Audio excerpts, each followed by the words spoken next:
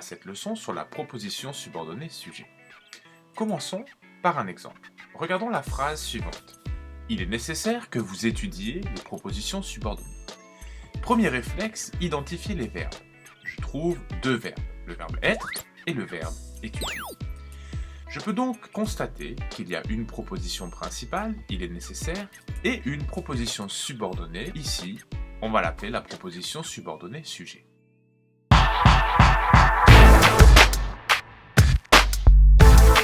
Alors pour bien commencer, il faut maîtriser la différence entre sujet impersonnel et sujet réel.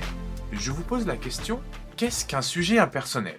Alors c'est très simple. Le sujet impersonnel exprime une action sans relation à un sujet déterminé. En général, on utilise le pronom « il » ou « cela », mais ça peut être d'autres pronoms, qui ne représentent pas une personne dans cette situation. Je prends un exemple, ça sera plus simple. Il faut que tu partes maintenant. Le « il » est un pronom, mais le « il » ne représente pas une personne dans cette situation. Le « il » représente simplement le fait qu'il faut partir. Que tu partes, en l'occurrence, maintenant. Deuxième exemple. Il est nécessaire de faire du sport. Ce « il » ne représente pas une personne dans cette situation. De même, c'est beau, le C' ici, est un sujet impersonnel. Tout comme le dernier exemple, cela me dérange. Ce sujet impersonnel exprime une action, et cette action n'a pas de relation à un sujet déterminé.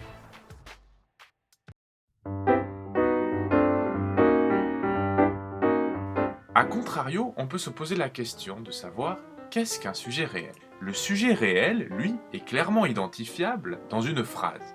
Il représente quelqu'un ou quelque chose que l'on peut identifier en un instant. Je prends un exemple.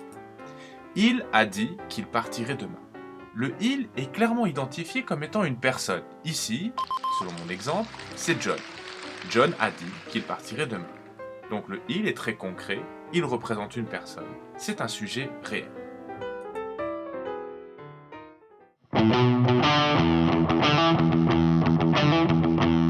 Voyons voir maintenant la place de la proposition principale et celle de la proposition subordonnée sujet.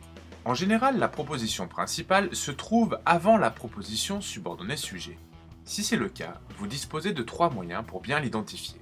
Premièrement, la proposition principale possède un sujet impersonnel. Deuxièmement, la proposition subordonnée sujet est le sujet réel de la proposition principale. Et finalement, la proposition subordonnée sujet est généralement introduite par « que ». Je prends un exemple. Il est interdit que tu fumes à côté de la porte. Ici, on remarque bien qu'il y a une proposition subordonnée sujet. Pourquoi? Premièrement parce que la proposition principale contient un sujet impersonnel, « il ».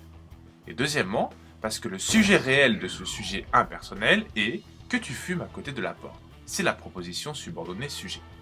Voyons voir maintenant la proposition subordonnée sujet en tête de phrase. La proposition subordonnée sujet peut aussi se trouver en tête de phrase. Dans ce cas, elle est introduite par le mot « que » et le verbe utilisé est toujours au subjonctif. Je prends un exemple.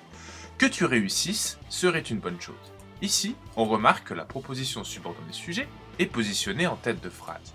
La proposition principale arrive par la suite et est exprimée par « serait une bonne chose ». Si on utilise un sujet impersonnel pour désigner cette proposition principale et qu'on l'inverse, on obtiendrait « il serait une bonne chose » ou « ce serait une bonne chose que tu réussisses ». Laissez-moi vous proposer une méthode d'identification. Analysons les deux phrases suivantes. Phrase A, il faudrait que je termine mes devoirs. Phrase B, il a dit qu'il partirait demain. Premièrement, identifions les verbes conjugués. On remarque que dans chacune des deux phrases, il y a deux verbes conjugués. S'il y a deux verbes conjugués, il y a donc deux propositions. Identifions maintenant les deux propositions dans chacune des phrases. On remarque qu'on peut facilement faire la coupure après le premier verbe conjugué. Il faudrait, qui est la proposition principale, et il a dit, dans la phrase B, qui est également la proposition principale. Vérifions maintenant si le sujet de la proposition principale est un sujet impersonnel ou un sujet réel. Phrase A. Il faudrait que je termine mes devoirs. Le « il » est-il un sujet impersonnel? En réalité, « il » ici, dans cette situation, ne représente rien. Il ne représente pas Bob, le poisson rouge.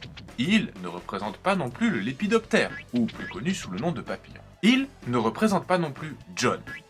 Dans cette situation, il est bel et bien un sujet impersonnel. Analysons maintenant la phrase B. Il a dit qu'il partirait demain. Le il, contenu dans le début de la proposition principale, représente bien une personne, clairement identifiable. Ici, il s'agit de la troisième personne du singulier. Et dans notre situation, ou dans notre exemple, il s'agit de John. Car en effet, c'est John qui a dit qu'il partira demain, lorsque seulement ses affaires seront rangées. Ainsi, dans la phrase A, il faudrait que je termine mes devoirs, puisque le il est un sujet impersonnel. La seconde partie de la phrase que je termine mes devoirs est bel et bien une proposition subordonnée sujet. En revanche, dans la phrase B, puisque le il représente un sujet réel, il est impossible qu'il y ait une proposition subordonnée sujet. Qu'il partirait demain n'est donc pas une proposition subordonnée sujet, car le sujet de la principale est bel et bien un sujet réel.